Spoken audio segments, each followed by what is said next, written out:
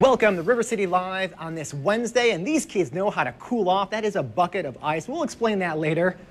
And Good shot. This looks like a great little segment too. Some cooking, and we'll be eating some delicious food, Yeah, no some doubt. Mediterranean food. Learning how to throw an outdoor party that won't break the budget. So much happening outside, but we have a couple of things going on the inside too here on River City Live inside Unity Plaza. So welcome. It kind of makes you wonder, what are we doing inside here? The I don't party is know. clearly outside. I have no idea. We're going to have to take it outside eventually because it is great out there.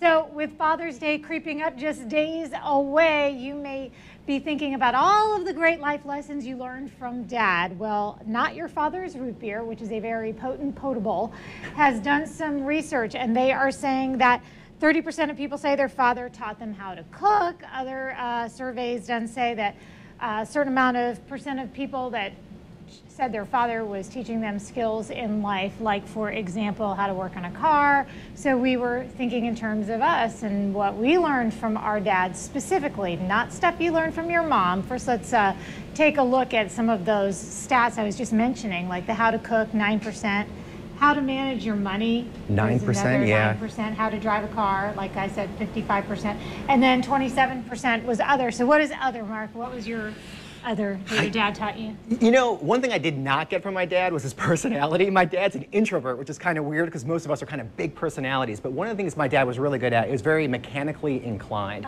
So anything that I've ever learned about, like, cars, motorcycles, anything like that, you know, he passed on to me. And then also how to tie a tie, which is so important, and a lot of kids, or even adults I see, can't even do that. So that's something that I'll never forget, because it took me a while to do it. You know, it's hard to figure out how, but the full Windsor, it's what I rock. What about you? Well, you know, my dad was really big on no excuses and not blaming other people for your problems. Like, for example, if early days in jobs, I would say, oh, my boss is this and that, and I can't do it anymore. And he would say, life is full of dealing with difficult people, and you can never blame the other people in your life for any difficulties that you have. And so that was a life lesson that I try to pass on right now to my kids, because they are, you know, when you have teens, especially students, a lot of times they'll want to say, well, it was the teacher's fault that I got this grade. And so I'm trying to impart those sometimes kind of difficult and painful words of wisdom that you told me. But we wanted to know what you thought, you know, things that you learned from your dad, things you credit him with. So Holly, thanks for chiming in on Facebook to say that your dad said how a real man should treat other people. He probably showed you that with his behavior. Yeah, no, that's a really good one. You know, leading by example, and I think that's important. Now, here's another one by Robin. How to change my own flat tire. That is an essential thing to know how to do, right? Yeah, absolutely. Absolutely. How to fish, the most important life lesson there is, says Melissa. So we continue to always want to know what you think, so check us out on Facebook at River City Live TV. You know, and so we're talking about obviously asking Dad, right, how to do things, but it turns out that 94% of millennials, they go to the internet before they go to their dad for advice or to learn how to do something, which is so sad. It kind of shows you the times that we live in right now. I'd be crushed if that's what my kids did. And then here's a video that was posted by Gillette, where they took young men and they had them try to do a task that they would learn on the internet at first.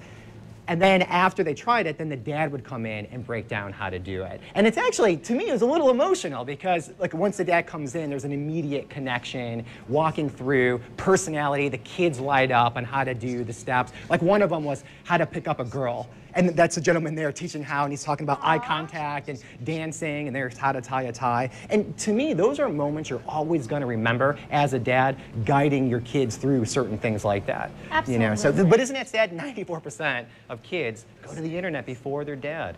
Aw, that's really sad. It is, yeah. If Dad is that valuable to you, you should want to get him what he really wants for Father's Day. So what is it that dads really want for Father's Day? Well, let's see. What do you really want for Father's Day? What do I really want? Well, I think I'm pretty right on this little thing right here. Movie tickets, I'm always cool with movie tickets. Sporting goods, that's right in my wheelhouse. Watches, that's a great gift to have, because a watch will last a long time. You know, so that's really good. And restaurant and food, that's a staple. You know, what dad's not going to be happy with that? And golf-related gifts. How about a day with the family? Well, this Father's Day, it is the 3rd annual 2K and 5K. It's a race, a 5K for absolutely everyone. 2s are encouraged, but optional. And then there's the Daddy's Girl 2 22-2K portion, where it's a 1-mile run or walk, and dads are encouraged to go all out. Elizabeth Campbell has a story of one dad who has a title to defend. Take a look. Oh, that's a pretty one. Pretty dresses, hair bows, lots of pink. They all may be girly, but Shane Fox will sport any of these if it means spending more time with his twin daughters, Sky and Reese. He's a personal trainer for a living, also has 2 sons, making it 4 kids total, and says his wife is their family support system. My wife she's amazing. So she does a lot. Anytime we go on vacation, if we do extracurricular activities outside of the house, she does all the planning, the packing, and like I said, she's amazing. Really keeping all of us in check. I'm like a 5th child. Although he loves fitness, running isn't really his thing. So he was caught a little off guard about 2 years ago when his wife wanted them to do a family race. And I'm kind of like, I'm not really big on actual running. But she said, well, it's a daddies and daughters tutu race. You actually dress up and there's a trophy. Now, me, it's go big or go home. I'm basically the Clark Griswold of any event. So if you're gonna do it right. Shane and his family did it right for sure. Had a blast at the 2K and 5K, princess outfits and all. He loved it so much, he got dressed up again last year. Well, the first 2 years, I went in my daughter's room and found anything that would fit me. So anything that was pink and would fit, the only thing I wore that was mine was a bow tie. So then I went in my wife's closet and, everything, needless to say, was pretty tight. And I wore the pink fluffy Mickey Mouse ears, a tiara, put some lipstick on, the fingernail polish, but never done that before, and it stayed on longer than I anticipated. I don't know how you ladies do it.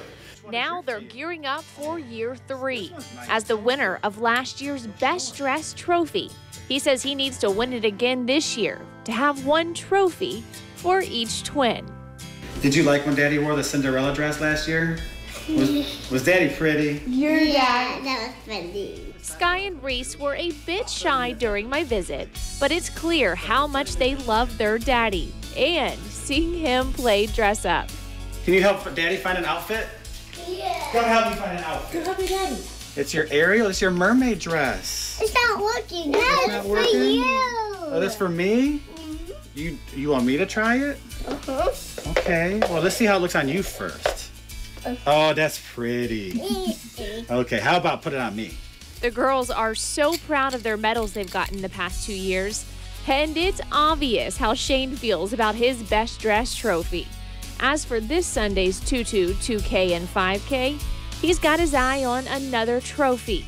But most importantly, he's looking forward to spending time with his girls and the rest of his family. Anytime that you have a chance to bond with your kids is important. And especially when it comes down to, basically, you're shaping a young mind. You mean Chase can give you tickles? Yeah. All right, we're gonna do tickles. We're gonna do tickles. But you gotta say Happy Father's Day. You gotta scream it out. Are you ready? Ready? 1, 2, 3. Happy Father's Day. I'm Elizabeth Campbell for River City Live. Oh, never a prettier princess was there, and registration is still open for this event, and you can find that link at rivercitylivetv.com and click on the As Seen on RCL tab. Now, we are all familiar with the Muscular Dystrophy Association. For some of us, it's just the name of a telethon that had been on for many, many, many years, but in actuality, it is a very wonderful charity, and we have a chapter right here in town. That's right, and there's a big camp happening right now, the MDMA camp in Florida. It attracts kids from all over the state, and our Rance Adams is there right now to tell us more. Hey, Rance. Yes, we roll down to Dowling Park, Florida to Camp Swanee for a very great cause, the Muscular Dystrophy Association Summer Camp. And I've got Muscular MDA Jacksonville Director Lauren Herring down here, and she's going to tell us about all the awesome activities that you guys have going on down here. Yeah, absolutely. We are at a MDA camp for the entire week, and kids all from Northeast Florida and Southeast Georgia are here really living unlimited. They're able to do things outside of normal everyday life and just be a kid for the full week. They're riding in Harley sidecars. They have a dance. There's a carnival going on today. They get to go swimming. It's just a really great week where all these kids can be together and have a blast.